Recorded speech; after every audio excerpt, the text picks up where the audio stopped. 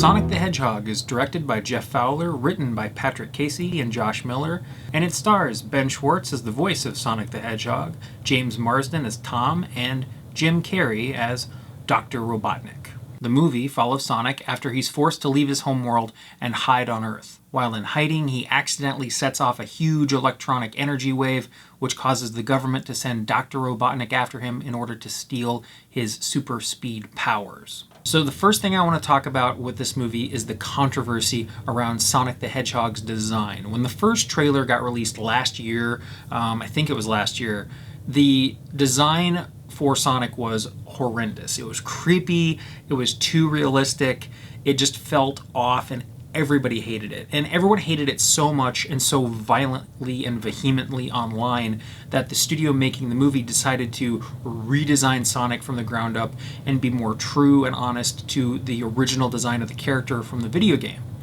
Well, they re-released a new trailer and everyone loved the redesign, but everyone was curious to see if it would translate as well into the movie. And I have to say, for the most part, I think it really did succeed. The new redesign looks like Sonic, feels like Sonic, and I think it just fits the tone of the character they went for in the final movie anyway. And so I think it's a win-win for them, frankly. All right, get in the truck. Really? You're gonna help me? I guess it is a little bit my fault that all this is happening to you. Not a little bit, entirely. It is entirely your fault. It's entirely my fault. Are you coming? Yes. Road trip? Whoop whoop! What am I doing? As far as performances go, I think Ben Schwartz doing the voice of Sonic did a really good job. They really played Sonic off as this, instead of being this super cool guy like he was in the cartoon series or the video games where Sonic is always portrayed as very 90s, he was too cool for school. He's portrayed more as sort of this nervous, a little bit neurotic kind of, lonely character. And so he just talks all the time and he's got this hyper fast energy.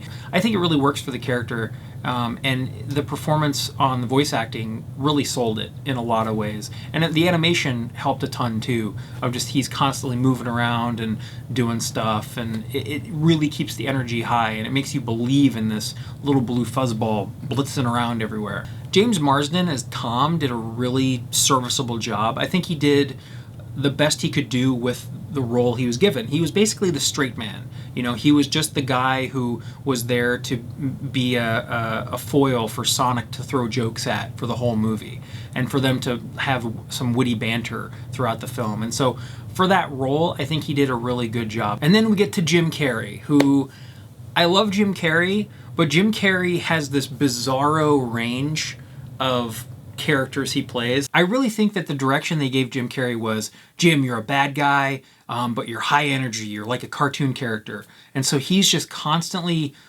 hopping around, doing crazy stuff like, the Ace Ventura pet detective character, but then he's also screaming and really mean towards people, and it's just really weird. Like, it's the manic energy of one of his comedy characters, but then he's being really rude and crass and mean to people and condescending.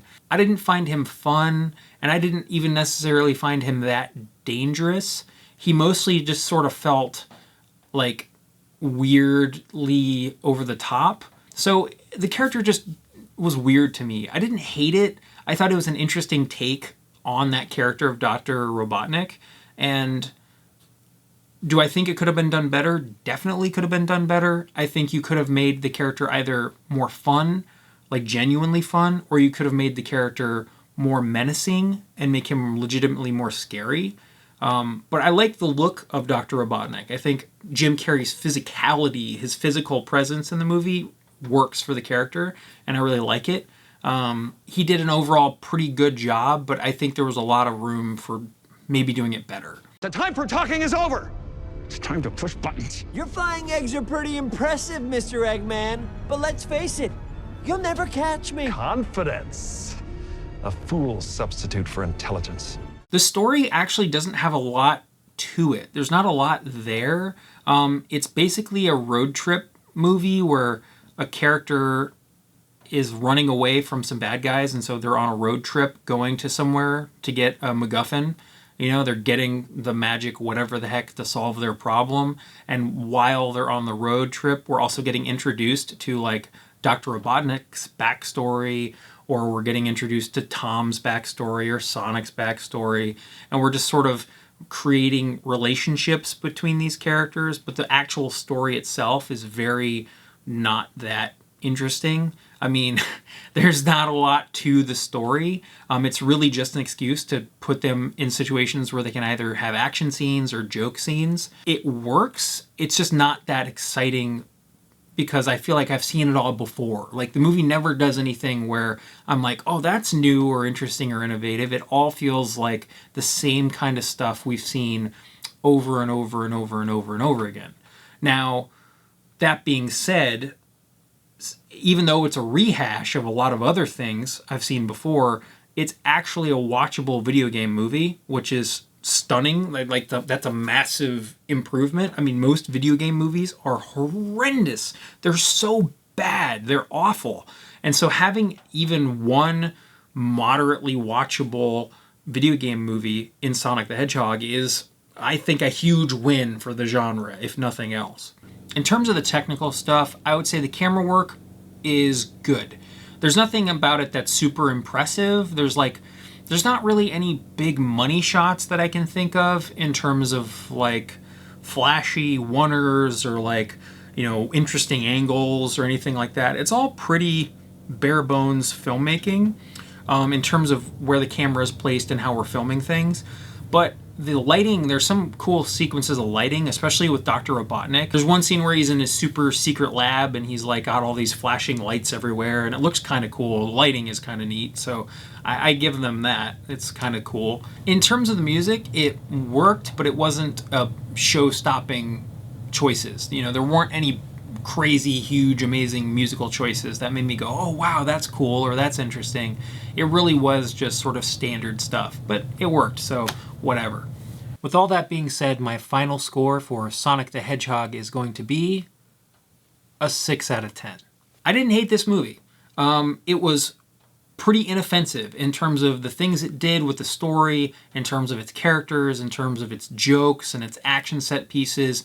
It was very tame and it was very by the numbers, and it really took a lot of ideas from other films and just sort of slammed them together to make this movie around Sonic. Now, I take exception to that as a movie because I think movies, if you're going to make a movie, there should be a reason for making it other than making money. You should try to add something creative and innovative and interesting to the mix.